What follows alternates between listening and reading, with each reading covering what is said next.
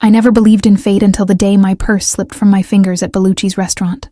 The sound of my few remaining coins scattering across the polished marble floor might as well have been thunder in the hushed dining room. Heads turned, eyes locked on me, and I felt my face flush hot with embarrassment. After a 16-hour shift at the clinic, my fingers had simply lost their strength. All I'd wanted was to pick up dinner and collapse in my apartment. "I'm so sorry," I whispered to no one in particular as I dropped to my knees, frantically gathering my belongings. Lip balm, keys, wallet, a half-eaten granola bar, all the mundane artifacts of my exhausted life. That's when the restaurant's atmosphere shifted. The ambient chatter died, replaced by a heavy silence that pressed against my skin. I glanced up, confused by the sudden change, and saw the staff straightening their postures, eyes averted downward in respect. Or was it fear? A pair of immaculate black Oxfords stopped inches from my fingertips. The leather looked butter-soft, custom-made, probably worth 3 months of my rent. My gaze traveled upward, tailored charcoal pants with a perfect crease, a suit jacket that draped like liquid over broad shoulders, and finally, a face that made my breath catch. He couldn't have been more than 35, with features that belonged on a Renaissance painting, sharp cheekbones, a strong jaw darkened by 5 o'clock shadow, and eyes so intensely blue they seemed to cut right through me. But it wasn't his devastating good looks that made me freeze. It was the cold authority radiating from him, the silent command in his posture that had quieted an entire restaurant. Behind him stood 2 men in dark suits, their expressions blank, eyes constantly scanning the room. One had a hand perpetually near his jacket, in position to reach for something I didn't want to consider. I realized I'd been staring and quickly looked down, resuming my humiliating scavenge. "Allow me," he said, his voice deep and accented. Italian, but refined by American education. Before I could protest, he crouched down beside me, his movements graceful despite his imposing frame. The restaurant seemed to collectively hold its breath. I caught the manager's wide-eyed stare from across the room, his face drained of color. "Thank you, but I've got it," I mumbled, desperately trying to gather my things faster. He ignored me, picking up my MetroCard and a receipt. Then his hand froze over something that had slid partially beneath a nearby table. My ultrasound photo, the one I'd been carrying around for 3 weeks, unable to process what it meant for my future. His fingers closed around the black and white image, and he turned it over slowly, studying the grainy profile of the 12-week-old fetus, my baby, and the name printed in the corner, Emma Reynolds. "Yours?" he asked, voice soft, but somehow still commanding. I nodded, unable to form words, reaching for the photo. But he didn't immediately hand it back, his eyes lingering on the image with an expression I couldn't decipher. "You're having a child, not a question, an assessment." "Yes." I finally found my voice. "Now, if you don't mind..." His eyes met mine again, searching, assessing. "You're alone." The blunt observation stung, especially coming from a stranger. I snatched the ultrasound from his fingers. "I'm managing just fine, thank you." Something in his expression changed. A flicker of respect, perhaps, or amusement at my defiance. Most people, I sensed, didn't talk back to this man. "Luca Vitiello," he introduced himself, standing and offering me his hand. The action was so unexpectedly formal that I took it without thinking. His palm was warm, grip firm, and I felt calluses that contradicted his polished appearance. "Emma," I replied, then immediately regretted giving him my name. "Emma," he repeated, as if tasting the syllables. "Are you waiting for someone?" "No, I was just picking up dinner to go." I clutched my now-closed purse against my chest like armor. "You've had a long day." Another assessment, not a question.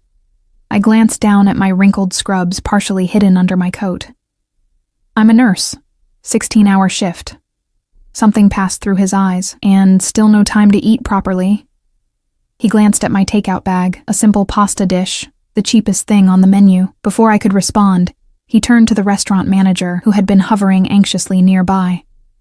"Marco, prepare a proper meal for Ms. Reynolds, something substantial, and a table in the private room, Mr. Vitiello." "That's not necessary." I started to protest. "A pregnant woman needs proper nutrition." he stated with such finality that I felt momentarily speechless, especially one working 16-hour shifts. The manager, Marco, was already hurrying away, relief evident in his expression at having been given a clear directive. I stood my ground, though every instinct told me to leave immediately. I appreciate the gesture, but I really need to get home. I'm exhausted. Luca studied me for a moment, then nodded. Of course. Then allow me to have it delivered. That's really not... I insist. The words were polite, but his tone made it clear he wasn't accustomed to being refused. His eyes softened marginally. Please. It would be my pleasure.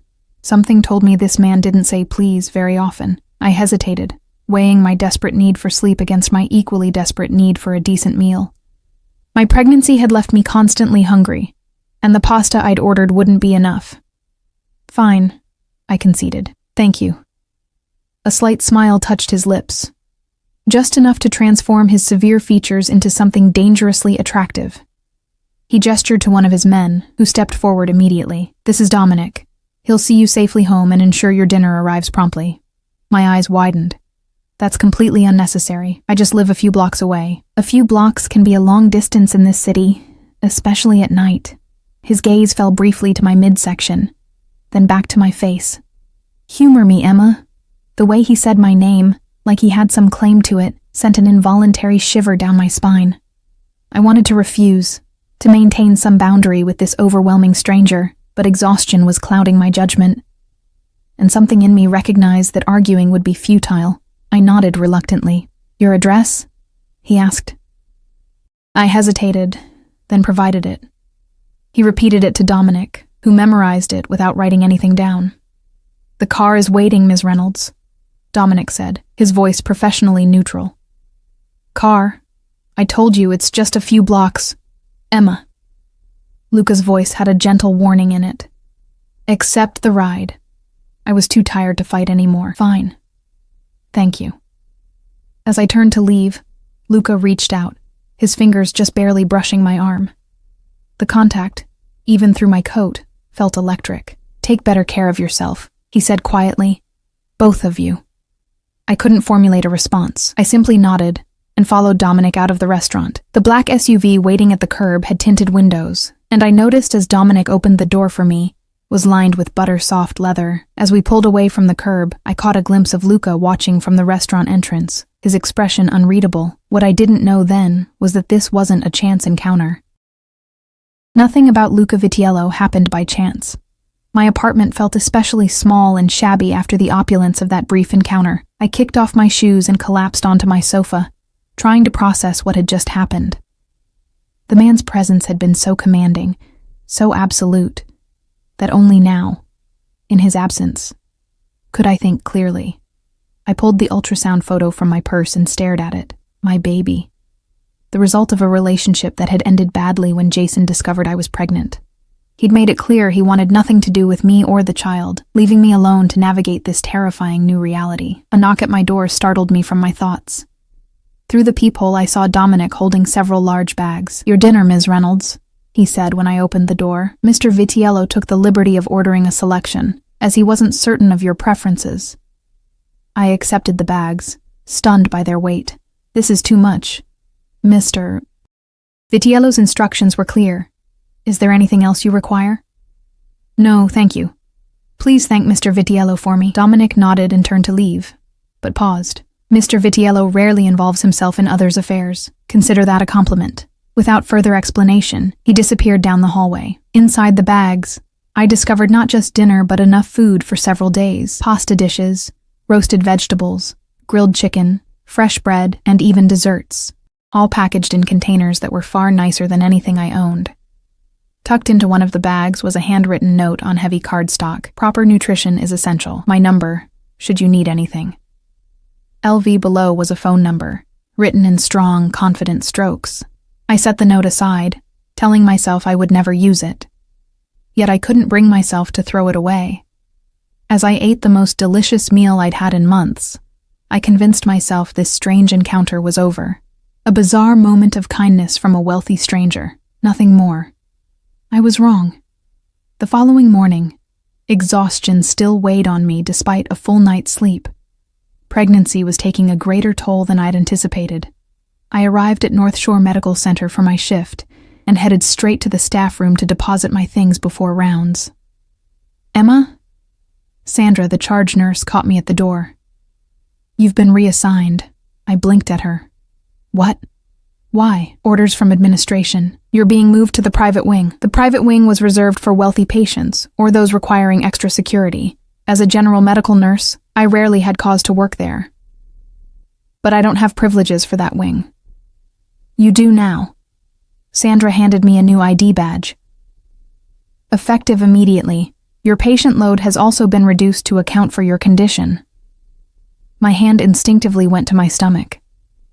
My condition. I haven't even told HR yet. Sandra looked uncomfortable. Apparently someone did. "Look, don't question it. Reduced hours, same pay, and you'll be working with only one patient. Most of us would kill for that assignment." My mind raced. There was only one explanation, but it seemed impossible. Who authorized this? The board, apparently, after a substantial donation earmarked specifically for maternal staff welfare. Sandra checked her watch. "You should get up there. Room 801. Your patient is already waiting." Dread pooled in my stomach as I took the elevator to the 8th floor. The private wing was noticeably different from the rest of the hospital, quieter, with higher-end finishes and art on the walls. I approached the nurses' station, where an unfamiliar charge nurse greeted me. "Emma Reynolds, we've been expecting you. Mr. Russo is in 801. He's recovering from a minor procedure and primarily needs monitoring. His associates have specific instructions about his care." I nodded numbly and made my way to room 801. Outside the door stood a man in a dark suit, unmistakably similar to those who had accompanied Luca Vitiello. He assessed me briefly, then stepped aside to let me pass. The room was more like a hotel suite than a hospital room. Sitting up in bed was an older Italian man, perhaps in his 60s, with silver hair and familiar blue eyes. "Ah, you must be Emma," he said warmly. "My son spoke very highly of you." "Your son?" I asked, though I already knew the answer. "Luca. He insisted you be assigned to my care." The older man extended his hand. "Antonio Vitiello, a pleasure to meet the young lady who made such an impression on my boy." "He's not easily impressed." I shook his hand automatically, my mind reeling. "Mr. Vitiello, I think there's been a misunderstanding. I only met your son briefly last night." Antonio chuckled. "Sometimes a brief encounter is all it takes. Luca said you're expecting." "Congratulations." "Thank you," I replied stiffly, trying to maintain professionalism despite my growing unease. "I should check your vitals." As I worked, Antonio chatted amiably about his family, his businesses, all described vaguely as imports, and his pride in his son.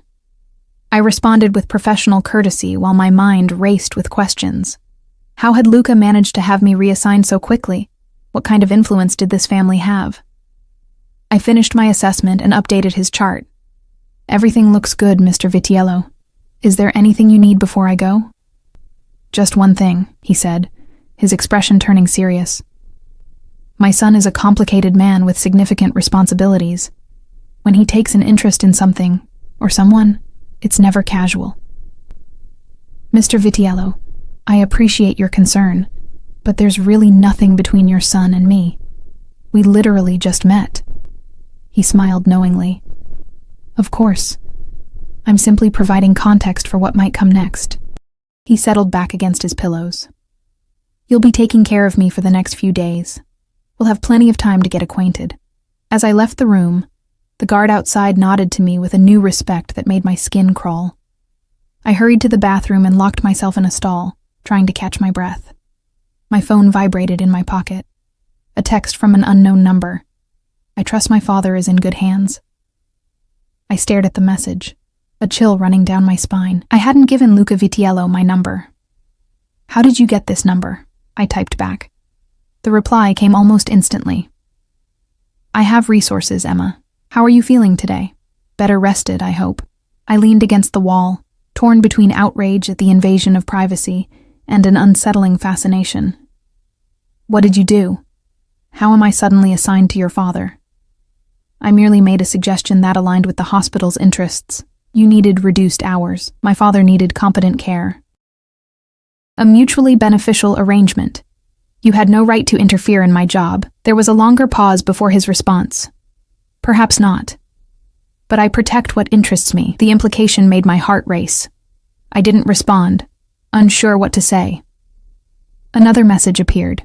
Have dinner with me tomorrow, 7 p.m. I'll send a car. Not a request. An expectation. I typed back. I don't even know you. That's the purpose of dinner, Emma, to change that. I stared at my phone, my thumbs hovering over the keyboard. Every instinct told me to refuse, to establish a boundary with this overwhelming man who had inserted himself into my life without permission. But another part of me, a part I didn't fully understand, was curious, drawn to the intensity of his interest, the decisiveness of his actions. One dinner, I finally replied. And then you stop interfering in my job. His response was immediate. Agreed. Until tomorrow, Emma. I slipped my phone back into my pocket, uncertain if I had just made a terrible mistake. The baby fluttered inside me, too early for a real kick, but a reminder nonetheless of my responsibility to protect not just myself, but the life growing within me. What kind of man was Luca Vitiello, really? And why had he fixated on me, a pregnant, struggling nurse with nothing to offer someone of his obvious wealth and power? I didn't have answers yet. But something told me I would soon discover exactly what happened when you caught the attention of a man like Luca Vitiello. The rest of my shift passed in a blur of vital signs, medication rounds, and Antonio Vitiello's surprisingly charming conversation. I learned he had emigrated from Sicily as a young man, built an import business from nothing, and raised Luca largely on his own after his wife died of cancer when Luca was 12. I tried to maintain professional distance, but Antonio's warmth made it difficult. My Luca, he said as I checked his IV, he had to become a man too quickly.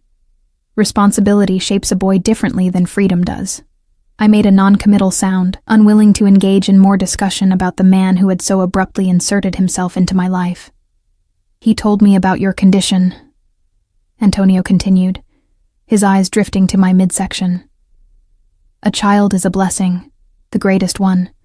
Yes, I agreed quietly. Though the timing isn't ideal, Antonio waved his hand dismissively. Timing is never ideal. Life happens as it should. When my shift ended, I half expected to find Dominic waiting to escort me home. Instead, I walked out of the hospital unaccompanied, feeling both relieved and, irrationally, a little disappointed. That night, I lay awake staring at my ceiling, one hand resting on my barely there bump. What do you think, little one? Is your mom making terrible decisions? No answer came, of course, just the distant sounds of the city and my own conflicted thoughts. The following evening, anxiety twisted in my stomach as I tried on outfit after outfit. Nothing seemed right, everything either too casual or trying too hard. I finally settled on a simple navy blue dress that skimmed over my figure, hiding the small swell of my pregnancy while still looking appropriate for dinner. At precisely 6:45, my phone buzzed with a text. The car is waiting downstairs. I took a deep breath, checking my reflection one last time. Just dinner, I told myself. One dinner and then boundaries. The same black SUV from before waited at the curb. Dominic opened the door as I approached. Good evening, Ms. Reynolds. Hello, Dominic, I replied, attempting to sound casual despite the surreal circumstances. The drive took us to Manhattan's Upper East Side, stopping in front of a brownstone with no visible signage. Only a discreet brass plaque reading Privato suggested it was a business at all. Dominic escorted me to the door, which opened before we reached it. Inside, the space was intimate and elegant. Only about 10 tables, most unoccupied, with warm lighting and tasteful decor. Mr. Vitiello is waiting, the maitre d' said, leading us through the restaurant to a secluded alcove in the back. Luca rose as we approached. He wore another impeccable suit, this one a deep navy that made his eyes even more striking. For a moment, I forgot my reservations as those eyes locked with mine, sending an involuntary shiver down my spine. Emma, he greeted, stepping forward to pull out my chair. You look beautiful. Thank you, I managed, taking my seat.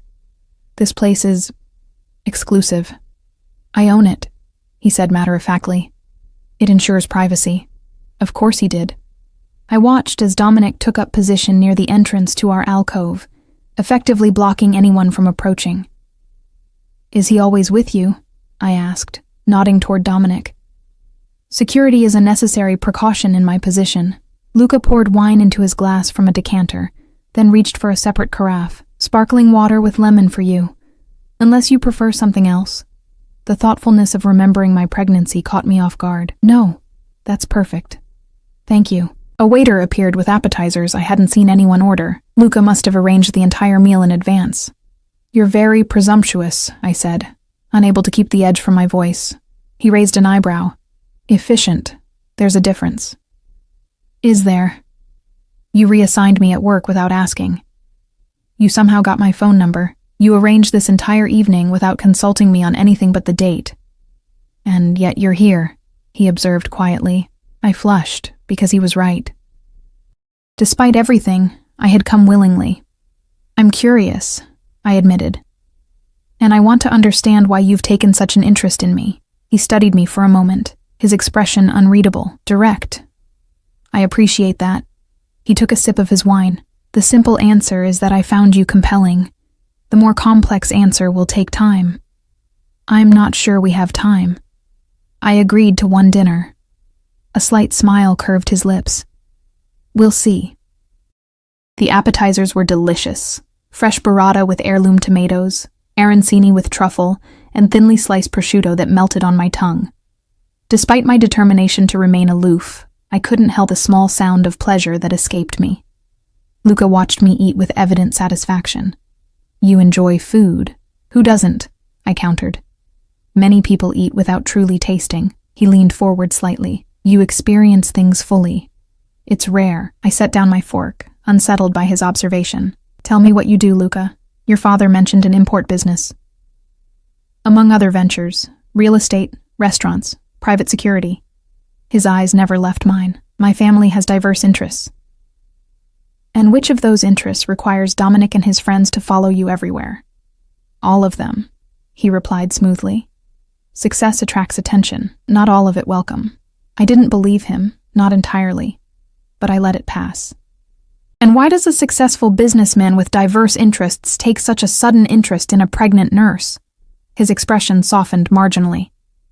"Because that nurse showed more strength and independence in 5 minutes than most people demonstrate in a lifetime." The compliment caught me off guard. I was just picking up my purse. "You were working a 16-hour shift while pregnant, living alone, and still maintaining your dignity despite obvious exhaustion. And when someone most people find intimidating, offered help, you pushed back." He leaned forward. "Do you know how rare that is in my world, Emma? Authenticity. Strength without agenda." I swallowed, uncomfortable with his intensity. "You don't know anything about me. I know enough to want more." His bluntness was disarming. "Tell me about the baby's father." The abrupt change of subject felt like a physical jolt. "That's very personal."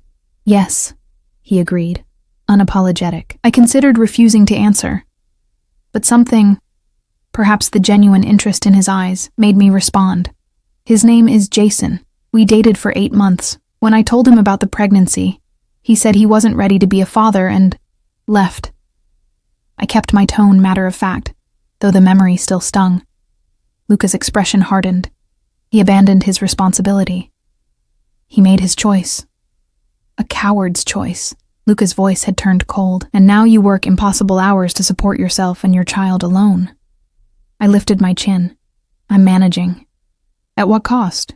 Exhaustion? Your health? Your baby's health?" He shook his head. "Stubborn independence isn't always strength, Emma. Sometimes it's pride. And sometimes help comes with strings," I countered. His eyes locked with mine. "What strings do you imagine I've attached?" I held his gaze. "I don't know yet. That's what concerns me." For the first time he smiled, a genuine smile that transformed his severe features. "Smart woman." The main courses arrived then, a delicate sea bass for me and osso buco for him. We ate in silence for a few moments, the tension between us shifting to something less confrontational, but no less potent. "The hospital administrator was quite receptive to my donation," Luca said eventually. "Especially when I explained my interest in supporting healthcare workers during pregnancy." "Is that what you told them? That it was about maternal welfare?" "It was the truth." He set down his fork. "My mother worked through her pregnancy with me. Too hard, too long. There were complications. A shadow crossed his face. Your situation reminded me of hers. The personal revelation surprised me. I'm sorry. He waved off my sympathy. Ancient history. But perhaps you understand my reaction better now. I did, though I wasn't ready to admit it. It still wasn't your place. Perhaps not. He conceded with a slight nod, but I've never been good at watching problems I could solve. I'm not a problem to be solved, Luca. His eyes softened. No, you're not. He reached across the table, his fingers brushing mine briefly. You're a remarkable woman making the best of difficult circumstances. I simply want to ease those circumstances. The sincerity in his voice was disarming. For a moment, I could almost forget the commanding presence, the obvious wealth and power, and see just a man expressing genuine concern. Why? I asked quietly. Because you and your child deserve better than struggle. He held my gaze. And because I find myself unable to stop thinking about you. My heart stuttered. Before I could formulate a response, my phone rang in my purse. The hospital's ringtone. I should take this, I said, grateful for the interruption. I'm on call. He nodded, leaning back to give me privacy. Emma Reynolds, I answered. Emma, it's Sandra. I know you're off tonight, but we have a situation with Mr. Vitiello. His fever has spiked, and he's asking for you specifically. I glanced up at Luca, who was watching me intently. I'll be right there. Start the protocol for infection, and I'll be there in 20 minutes. I hung up and found Luca already standing. My father? He asked, tension evident in his posture. His fever has spiked. It could be nothing, a minor infection at the surgical site. But they're concerned. Luca nodded once, his expression shifting to something harder, more controlled. We'll go immediately. Within moments, we were in the SUV, speeding toward the hospital. Luca was on his phone, speaking rapid Italian to someone. Though I couldn't understand the words, the commanding tone needed no translation. I've arranged for a specialist, he said after ending the call. He'll meet us there. The hospital has excellent doctors, I assured him. I take no chances with family. His voice was clipped, his earlier warmth replaced by cool efficiency. When we arrived at the hospital, Luca moved with purpose, his hand at the small of my back guiding me through corridors with the confidence of someone who owned the building. Security guards and staff alike moved out of our way, some with looks of recognition or deference. Antonio's room was a hub of activity. Nurses, a doctor I recognized as the head of surgery, and two men in suits standing tensely by the wall. Father, Luca said, immediately moving to Antonio's bedside. Antonio looked pale but alert. Luca, Emma. I told them not to disturb your evening. Don't be ridiculous, I said, slipping into nurse mode and checking his chart. His temperature was 102.3. Definitely concerning. The doctor approached Luca. Mr. Vitiello, we've started broad-spectrum antibiotics. There appears to be an infection at the incision site. Not uncommon, but given your father's age, we're monitoring closely. Luca nodded curtly. Dr. Rossi will be here within the hour. I want him to review everything. If the hospital doctor was offended by the implication that they needed outside help, he didn't show it. Of course. I moved to check Antonio's vitals myself, needing to do something useful. How are you feeling? Like I'm causing too much fuss, Antonio replied, though his voice was weaker than earlier. You should return to your dinner. My son rarely takes an evening off. I'm exactly where I need to be, I assured him, checking his IV line. When I glanced up, I found Luca watching me, his expression unreadable. For the next hour, I worked alongside the hospital staff, monitoring Antonio's condition, while Luca held quiet conferences with various doctors and made occasional phone calls. When Dr. Rossi arrived, a distinguished-looking Italian man in his 60s, he conferred briefly with Luca before examining Antonio thoroughly. The infection is responding to treatment, he announced finally. The fever should break by morning. I'll stay to monitor progress. The tension in Luca's shoulders eased fractionally. He nodded to Dr. Rossi, then turned to me. You should rest, he said quietly. You weren't supposed to be working tonight. I'm fine, I assured him. Stubborn, he murmured, but there was warmth in his eyes. At least sit down.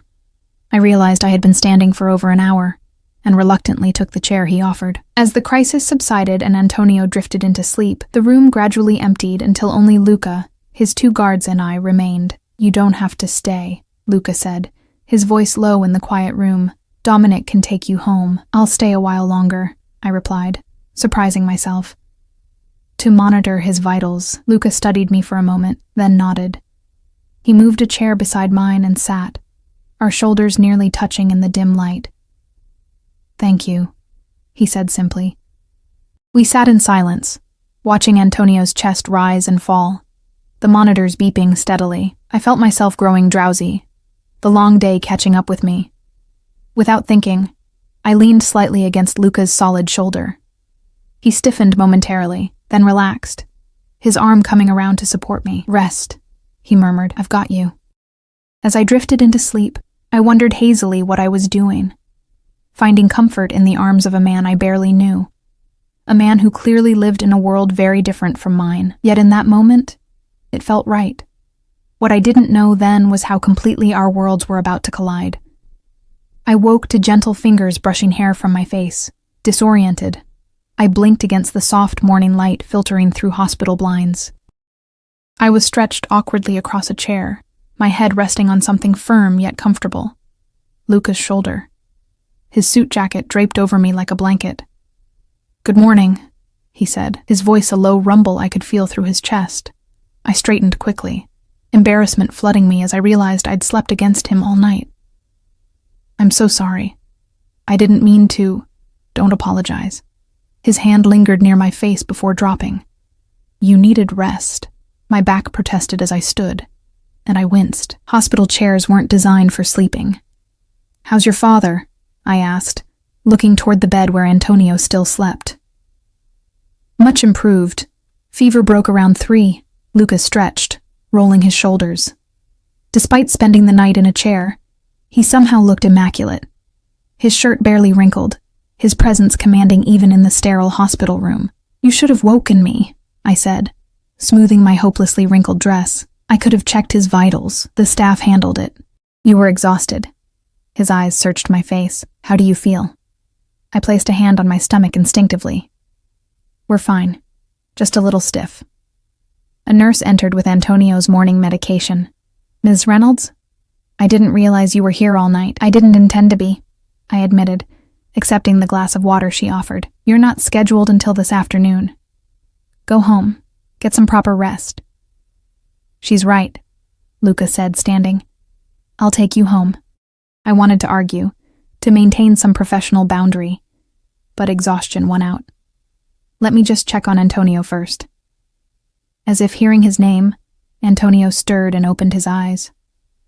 "Ah, the 2 of you are still here," he smiled weakly. "What a comfort to wake to family." I flushed at the implication. "Just doing my job, Mr. Vidiello." "Antonio, please. After sharing a vigil, I think we can dispense with formalities." His eyes, so like his son's, twinkled with mischief despite his weakened state.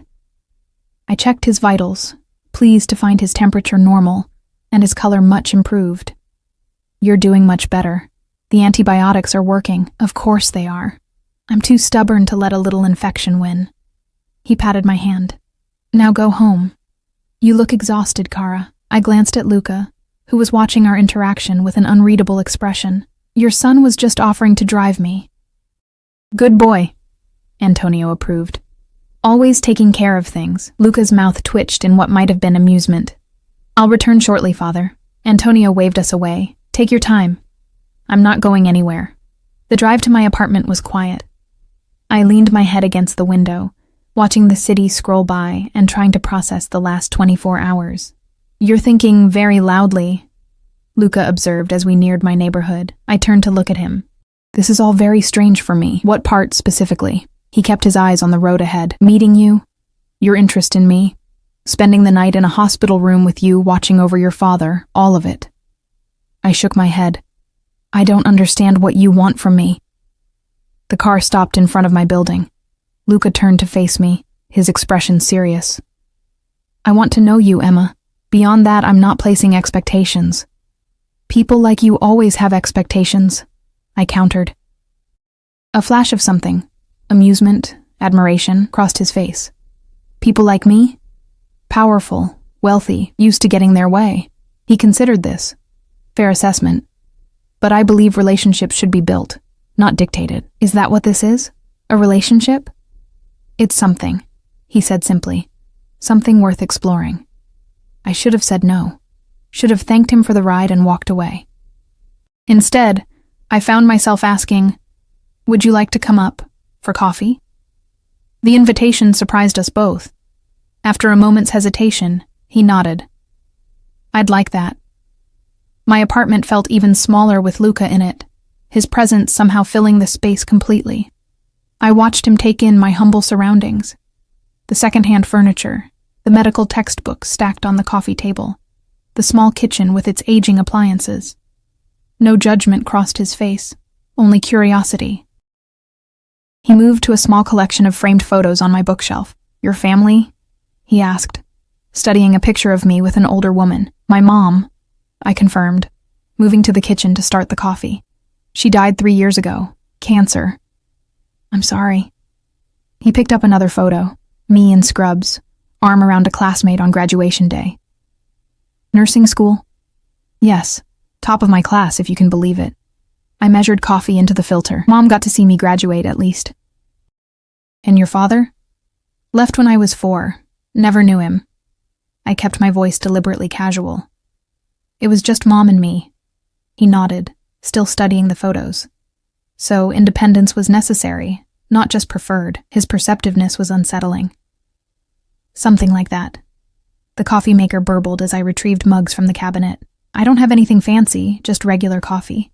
"Regular coffee is fine." He joined me in the kitchen, standing closer than necessary. "You don't need to be nervous around me, Emma." "I'm not nervous," I lied, very aware of his proximity in the small space, "just tired." He reached out, his fingers gently touching the dark circle under my eye. "You need proper rest, especially now." The tenderness in the gesture made my breath catch. For a moment, we stood frozen, his fingers against my cheek, my eyes locked with his. The coffee maker beeped, breaking the spell. I stepped back, busying myself with pouring the coffee. "Milk? Sugar?" I asked, my voice slightly unsteady. "Black is fine." I handed him a mug, careful not to let our fingers touch. We moved to my small living room, sitting at opposite ends of the sofa. "You said you wanted to know me," I began after a sip of coffee. "What exactly do you want to know?" "Everything," he replied simply. "But let's start with what you love." The question caught me off guard. What I love? "Yes. Beyond work. What brings you joy?" I thought for a moment. Books. I read everything I can get my hands on. And music. I played piano as a kid, though I haven't in years. I like to cook when I have the energy. I shrugged. Simple things, I guess. Simple pleasures are often the truest. He set his mug down. "What are you reading now?" I reached for the novel on my coffee table. "Just a mystery, nothing profound." "Do you always diminish your interests?" There was no judgment in his tone, just curiosity. I frowned. "What do you mean?" "Just a mystery. Nothing profound. As if enjoying something requires justification." The observation hit uncomfortably close to home. "I suppose I do that sometimes." "Don't," he said simply. "Your joy needs no defense." We talked for over an hour, about books, about his travels, about my studies and his business ventures. He was surprisingly well-read, with opinions on everything from Russian literature to modern thrillers. When I mentioned loving to cook Italian food, he offered to have ingredients delivered for a proper carbonara. "You can't just have things delivered on a whim," I protested. "Why not?" He seemed genuinely puzzled, because normal people don't live that way. A smile touched his lips. "Perhaps you should try it sometime." As we talked, I found myself relaxing, even laughing at his dry observations about American customs that still confused him despite years in the country. It was easy to forget who he was. The commanding presence that silenced rooms, the man with bodyguards and mysterious business interests. Until his phone rang, the transformation was immediate. His expression shuddered, his posture straightened, and when he answered, His voice was cold, controlled, and entirely in Italian. I watched as he paced my small living room, power radiating from him even as he kept his voice low. Though I couldn't understand the words, the authority in his tone needed no translation. This was Luca Vitiello in his element. Commanding, uncompromising. When he hung up, he turned to me with regret in his eyes. I need to go. Business that can't wait, of course. I stood, suddenly aware again of the vast differences between us. He moved toward me, stopping closer than strictly necessary. I enjoyed this, Emma. Very much. So did I admitted. Have dinner with me again. Tomorrow night? I hesitated. I work until 7. 8 o'clock then. I'll send a car. I should have declined. Should have established boundaries. Instead, I nodded. Okay.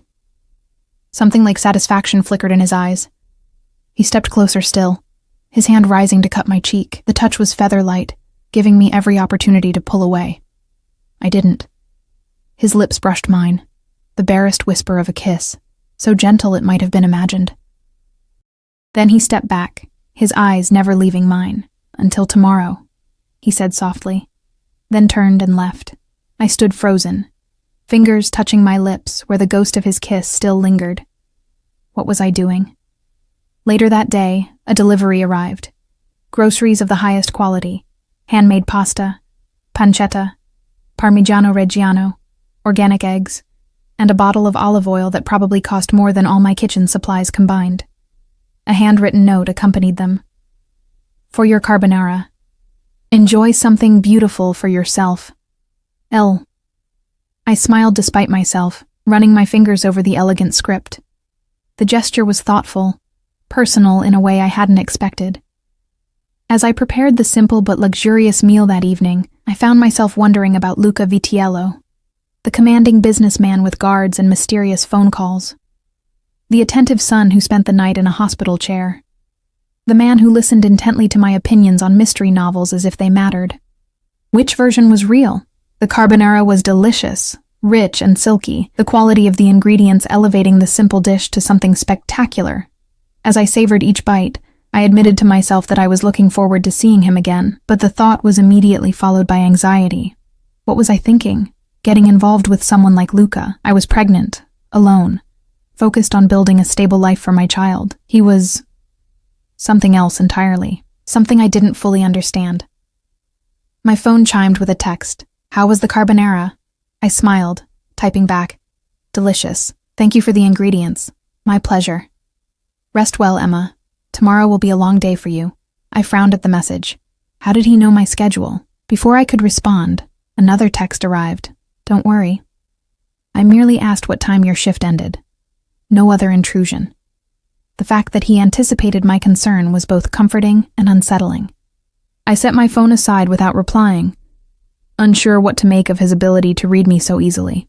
That night, I dreamed of blue eyes and gentle hands, of whispered Italian words I couldn't understand, but somehow felt in my bones. I woke clutching my pillow, an ache of longing in my chest that frightened me with its intensity. This is crazy, I told my reflection as I got ready for work. You barely know him, but the truth was, I wanted to know more. Wanted to understand the complexities behind those piercing blue eyes, the gentleness that occasionally softened his commanding presence. At the hospital, Antonio greeted me with a knowing smile. You look better rested today, Cara. I am, thank you. I checked his vitals, pleased with his continued improvement. My son is quite taken with you, he said casually as I recorded his blood pressure. I kept my expression neutral. Mr. Vitiello. Antonio, he corrected. Antonio, I conceded. Your son and I barely know each other. Knowledge comes with time. Connection is immediate or not at all. He patted my hand. Luca doesn't extend himself to many people. It means something. I wasn't sure how to respond, so I continued my assessment in silence. He told me about the baby's father. Antonio said after a moment. What kind of man abandons his child? I tensed. That's really not. Family is everything, Emma, everything. His voice had taken on an edge I hadn't heard before. A man who doesn't understand that doesn't deserve the title. There was something almost dangerous in his tone, something that reminded me suddenly and forcefully of who these men were. The way the restaurant had fallen silent at Luca's entrance, the deference, or fear, in people's eyes. Jason made his choice, I said carefully. I've made peace with it. Antonio studied me for a long moment. Then his expression softened. Of course. Forgive an old man's temper. I just believe children should have fathers who honor their responsibilities. The rest of my shift passed uneventfully, but Antonio's words lingered in my mind. Family is everything. There had been something almost ritualistic in the way he'd said it, a mantra or code, rather than just a sentiment. As I left the hospital that evening, I found myself searching the street, half expecting to see Dominic or another of Luca's men watching. The street was ordinary, empty of intimidating SUVs or men in suits. I wasn't sure if I felt relieved or disappointed. My phone buzzed as I reached my apartment building. Looking forward to tonight. The car will be there at 7:45. I stared at the message, my thumb hovering over the keyboard. I could cancel. Should cancel, probably. But instead I typed, "See you then." I spent too long getting ready for dinner, trying on and discarding outfits, fussing with my hair, debating how much makeup was appropriate. I finally settled on a dark green wrap dress that flattered my figure while accommodating my small baby bump, which was becoming more noticeable each day. As promised, the car arrived precisely at 7:45. This time, Luca himself waited inside the SUV, the back door held open by Dominic. Emma. Luca's eyes traveled appreciatively over me as I slid into the seat beside him. You look beautiful. Thank you. I smoothed my dress nervously. You look nice too. An understatement. In a charcoal suit that fit him perfectly, he was devastatingly handsome. How was your shift? He asked as the car pulled into traffic. Good. Your father is recovering well. They may discharge him tomorrow if his blood work continues to improve. Yes, Dr. Rossi mentioned that. He reached over and took my hand, his thumb tracing small circles on my skin. Thank you for taking such good care of him. The casual intimacy of his touch sent warmth up my arm. It's my job. It's more than that. His eyes met mine. You were kind to him. Patient. I shrugged, uncomfortable with the praise. Where are we going tonight? Somewhere special. A small smile played at his lips. I hope you like Italian food beyond carbonara. The car took us to a quieter part of the city, stopping in front of a nondescript building with no sign, just a blue door and a small brass knocker. What is this place?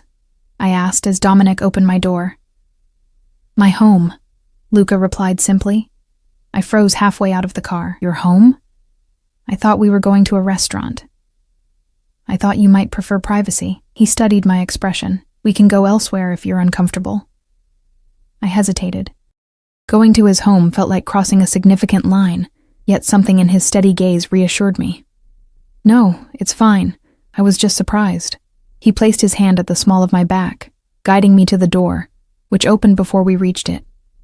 A middle-aged woman with a warm smile greeted us in Italian. Emma, this is Rosa. She's been with my family since I was a boy. Welcome, Miss Emma, Rosa said, her accent thick but her smile genuine. Mr. Luca has been very excited for your visit. Luca cleared his throat, looking almost embarrassed. Rosa, please.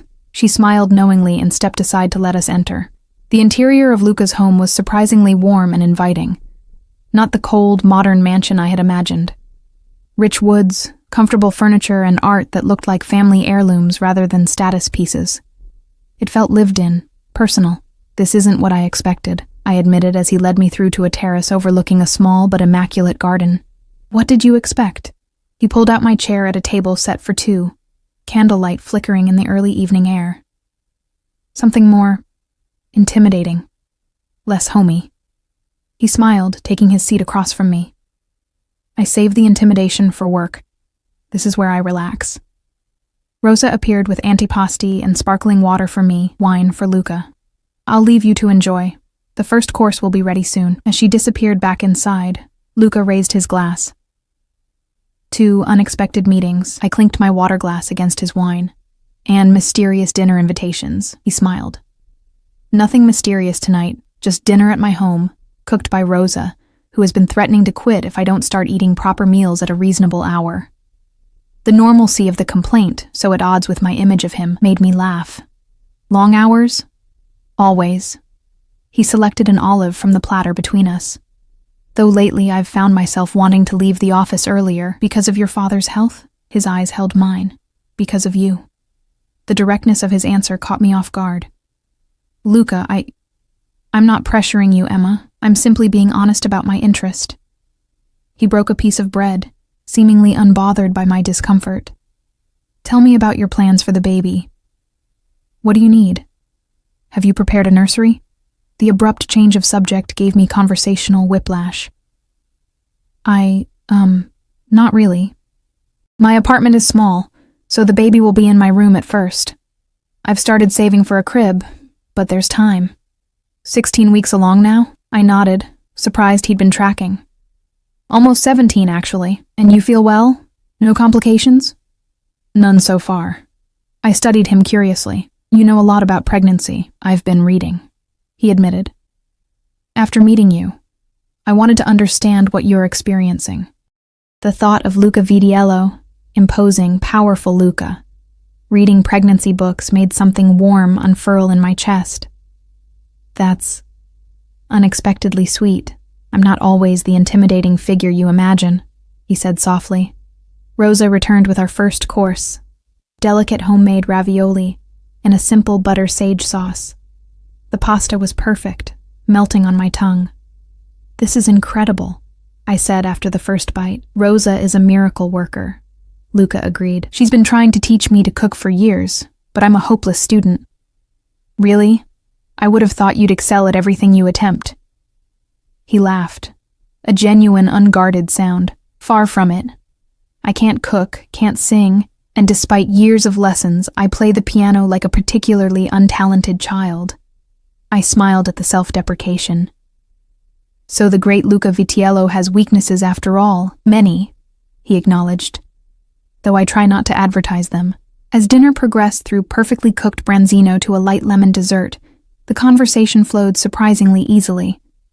Luca told stories of growing up in his father's shadow, of his education in America, of his love for classical literature. I shared memories of my mother, my struggles through nursing school, my hopes for the future. By the time Rosa cleared the dessert plates, I felt relaxed, almost content, a feeling that should have alarmed me given the circumstances, but somehow didn't. Would you like a tour? Luca asked, standing and offering his hand. I hesitated only briefly before taking it. I'd like that. He led me through the house, pointing out artwork collected during his travels, books he particularly loved, a chess set that had belonged to his grandfather. On the second floor, he paused before a closed door. This was meant to be a music room, he said, pushing it open. Inside stood a grand piano, its lid closed, seemingly untouched. The room was otherwise empty. No other furniture, no decorations on the walls. I had ideas about filling it with music, Luca said, his voice quieter than usual. But as I mentioned, my talents lie elsewhere. I walked to the piano, drawn by memories of my own lessons as a child. May I? He nodded, watching as I lifted the lid and sat on the bench.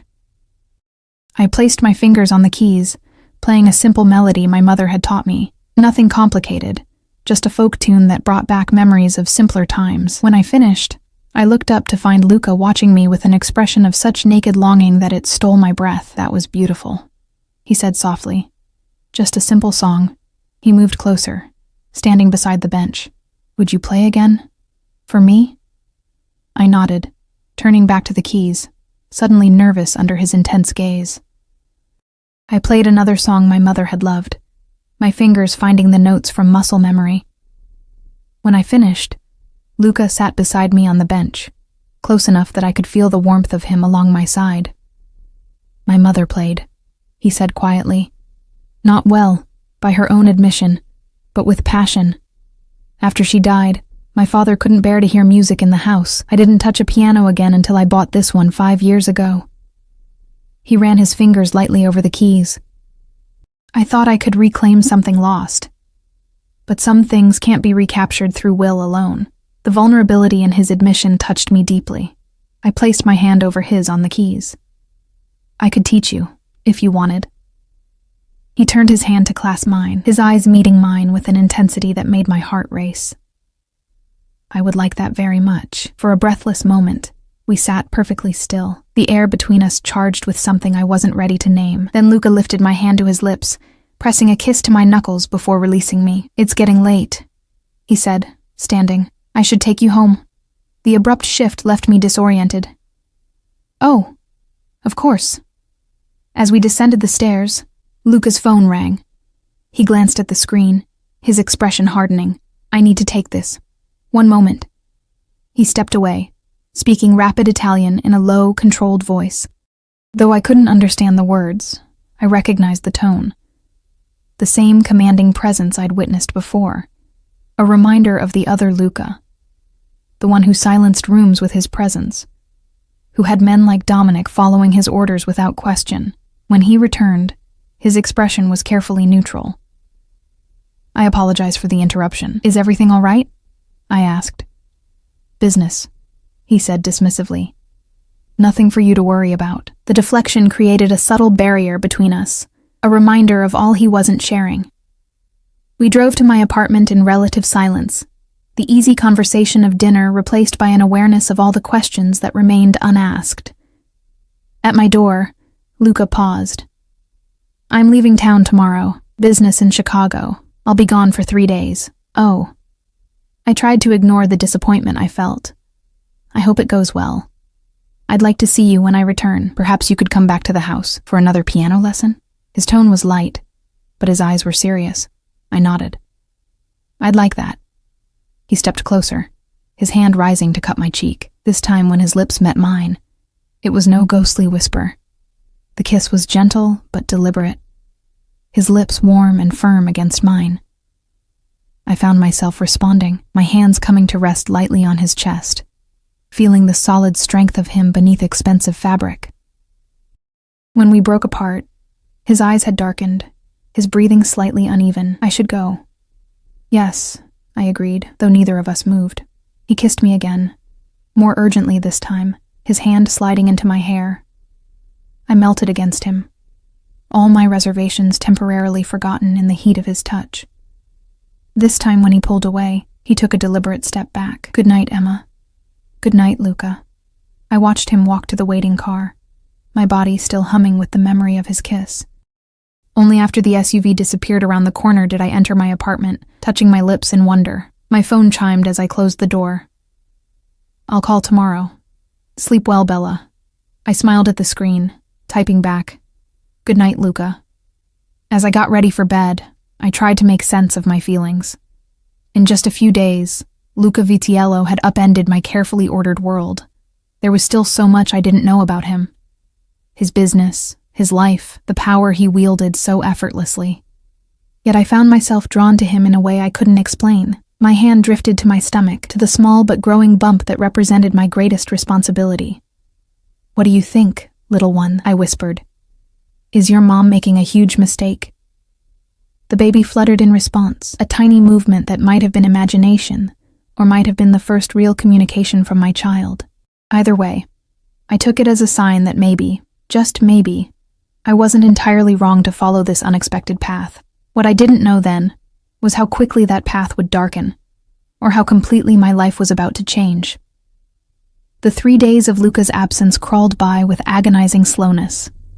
He called each evening as promised, our conversations stretching late into the night as we discussed everything from my day at work to his favorite childhood memories of Italy. He was careful not to mention his business in Chicago, and I was equally careful not to ask.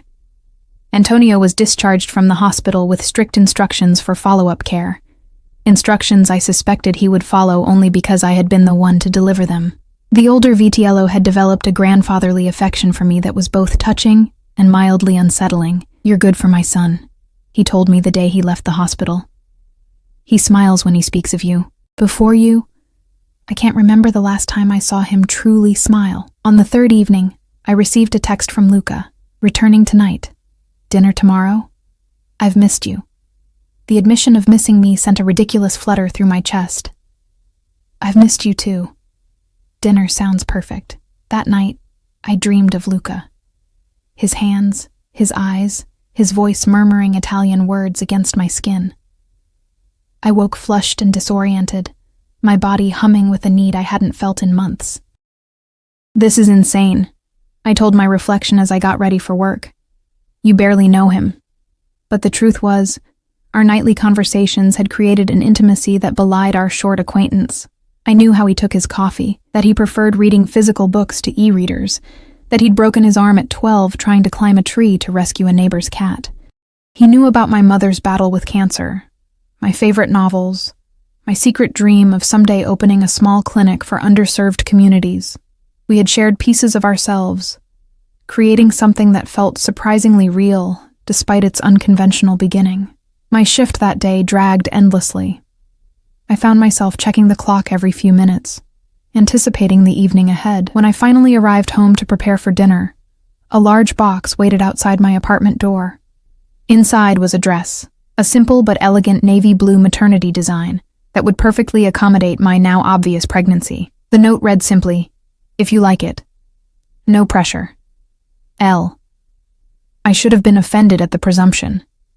Instead, I found myself touched by his thoughtfulness. The dress fit perfectly, the soft fabric draping gracefully over my bump while flattering the rest of my figure. At exactly 7 as a knock came at my door. When I opened it, Luca stood there. No Dominic, no SUV visible on the street. "You came alone," I observed, surprised. "I wanted tonight to be just us." His eyes traveled appreciatively over me in the dress. "You look beautiful. Thank you for the dress. You didn't have to." "I wanted to." He held out his hand. "Shall we?" Instead of the sleek SUV, a less conspicuous luxury sedan waited at the curb. Luca opened my door himself before sliding into the driver's seat. "You drive?" I teased, occasionally when I want privacy. He glanced at me as we pulled away from the curb. "How are you feeling? Any fatigue? Discomfort?" "Just the usual. The baby's been active today." I placed a hand on my belly. Lots of movement. Something softened in Luca's expression. "May I?" he asked, his hand hovering over mine. I hesitated only briefly before guiding his hand to the spot where the baby had been kicking. We waited, his warm palm against my dress, until a definite thump pressed against his hand. The wonder that transformed his face made my heart twist. "That's incredible," he murmured. "It still amazes me every time," I admitted. He reluctantly withdrew his hand, returning it to the steering wheel, but his expression remained softened by the experience we'd shared. We drove to his home, where Rosa had prepared another exquisite meal. This time, we ate in a cozy dining room rather than on the terrace, candles creating a warm intimacy as we talked. Luca seemed more relaxed than before his trip, laughing more easily, touching my hand frequently across the table. After dinner, he led me back to the music room, where the piano waited, its lid already raised. "I believe I was promised a lesson," he said with a smile. I sat at the bench, patting the space beside me. It's never too late to learn. For the next hour, I guided his hands through simple scales and basic chords. Though he claimed to be hopeless, he was actually a decent student. His hands were strong and precise, his focus absolute. When he finally managed a simple melody, the pride in his expression was endearing. "You're a good teacher," he said, his shoulder warm against mine on the bench. "You're not as hopeless as you claimed," I countered. He turned to face me, our proximity suddenly charged with awareness. "Emma?" he said softly. "I want to be clear about something." My heart thudded in my chest. "What's that?" "These past days, talking to you, being with you, they've meant a great deal to me." His eyes held mine, serious and intense. "I know our situation is unconventional. Your pregnancy, my lifestyle. But I find myself wanting to be part of your life, part of both your lives." I swallowed hard. "Luca, there's still so much I don't know about you. Your business, your world. Import-export primarily. My family has connections throughout Europe and Asia. It's complex, sometimes demanding, but legitimate." He took my hand. "I know you have questions about the security, the way people respond to me. My family's reputation was built over generations, and yes, There are elements of my grandfather's and great-grandfather's businesses that operated in gray areas, but I've worked to legitimize everything. The careful phrasing wasn't lost on me. Are you trying to tell me you're from a mafia family? He didn't flinch at the direct question. My heritage is complicated. The mafia, as Americans understand it, is largely a Hollywood creation. But yes, my family has historical connections to certain organizations. I've spent my adult life moving us toward legitimate enterprises. I should have been shocked, should have pulled away. But somehow, the confirmation only put a name to what I had already sensed. And the men who follow you everywhere? Dominic, protection, old rivalries, business competitors. The world I operate in can be dangerous, but I've never involved myself in violence or illegal activities. He squeezed my hand. I wouldn't bring you into anything that would put you or your child at risk. And my job? The hospital donation. I saw someone I cared about struggling unnecessarily. I had the means to help. That's all. He lifted my hand to his lips. I won't apologize for that, but I understand if it bothers you. I took a deep breath, trying to process everything. I don't know what to think, Luca. This is all so fast, so intense. I know. His thumb traced circles on my palm. I'm not asking for decisions tonight, just openness to possibilities. Before I could respond, his phone rang. He glanced at it with a frown, then back to me apologetically. I need to take this. He stepped away, speaking in rapid Italian. Though I couldn't understand the words, I caught the tension in his posture, the sharp edge to his voice. When he returned, his expression was controlled, but I could see the strain around his eyes. I'm sorry, but I need to go out briefly. An issue at one of the warehouses requires my attention. At this hour? Unfortunately, yes. He hesitated. You're welcome to stay, to wait for me. I shouldn't be long. I should have asked to be taken home. Instead, I nodded. I'll wait. Relief flickered across his face. Rosa has retired for the evening, but please make yourself comfortable. There are books in the library, or you can watch something in the media room. He kissed me briefly, tension evident in the coiled restraint of his body, then left. I heard the front door close, followed by the sound of a car engine starting and fading into the distance. Alone in his home, I wandered from room to room, curiosity overcoming propriety. The library was impressive, walls lined with volumes in multiple languages. The kitchen gleamed with high-end appliances. A small office held a desk with a closed laptop and neatly organized papers. I was examining a photograph of a younger Luca with his father when I heard it, the front door opening, followed by voices. Relief washed over me. Luca had returned sooner than expected. But as I moved toward the foyer, I realized the voices weren't speaking Italian, but English, and neither belonged to Luca. Check upstairs. I'll take the main floor. A man's voice ordered. Fear froze me in place. Intruders. In Luca's home, where I was alone and pregnant. I backed away silently, looking frantically for a place to hide or a way to call for help. My phone was in my purse, in the music room. Moving as quietly as possible, I crept down the hallway, praying the floorboards wouldn't creak. I had almost reached the music room when a figure stepped into the hallway ahead of me. A man in dark clothes, gun drawn. Well, what do we have here? He said, his accent distinctly American. Vitiello's little girlfriend. I raised my hands instinctively, backing away. Please, I'm pregnant. Even better. He gestured with the gun. Rossi will be thrilled. 2 for the price of 1. My back hit the wall. What do you want? Insurance. Leverage. He smiled coldly. Your boyfriend's been causing problems for my employer. Now we have a solution. The sound of a door crashing open echoed through the house, followed by shouting and what might have been gunshots. The man's attention wavered for a split second, just long enough for me to lunge sideways into the nearest room, slamming the door and turning the lock. I found myself in a bathroom, windowless and small. I pressed my back against the door, heart pounding, hands protectively covering my belly. Emma! Luca's voice, urgent and frantic. Emma, where are you? Luca, I called back, unlocking the door with trembling hands. He was there instantly, pulling me into his arms. Blood streaked his shirt. Not his own, I realized with horror. Are you hurt? He demanded, his hands moving over me, checking for injuries. No, I'm fine. The baby's fine. What? We need to go, now. His expression was harder than I'd ever seen it, his eyes cold with a fury that transformed his handsome features into something dangerous. Over his shoulder, I glimpsed Dominic and another man dragging a body down the hallway. Luca, what's happening? My voice shook. A rival organization. They followed me, waited until I left.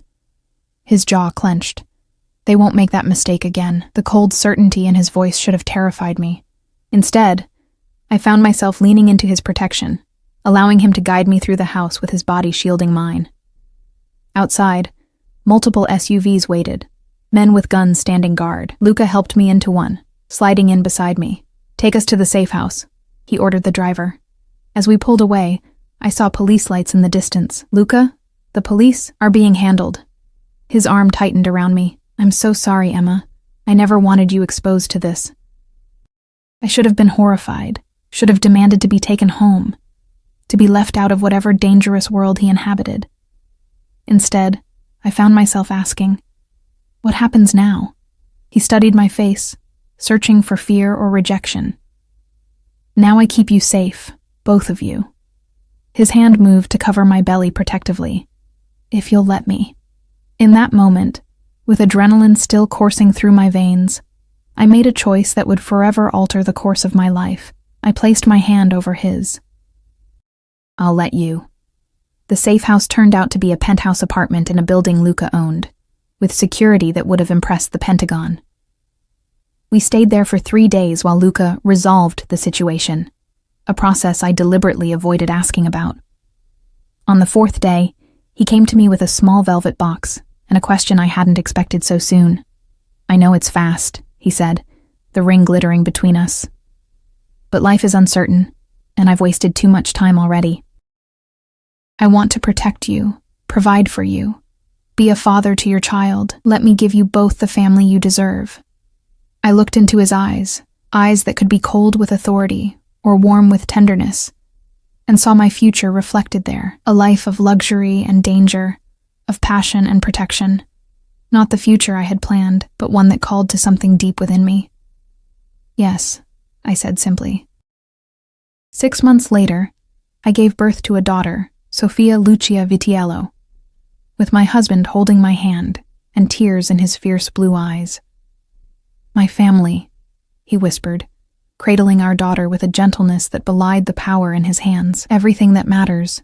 As I watched him press a kiss to Sofia's forehead, I knew that dropping my purse that day had been the most fortunate accident of my life, the moment that led me not just to love, but to the protection, family, and belonging I had always sought. In Luca Vitiello, businessman, former mafia heir, and devoted husband, I had found not just safety, but a passion and purpose I hadn't known I was missing. And in me, he had found the warmth and music his life had lacked for too long.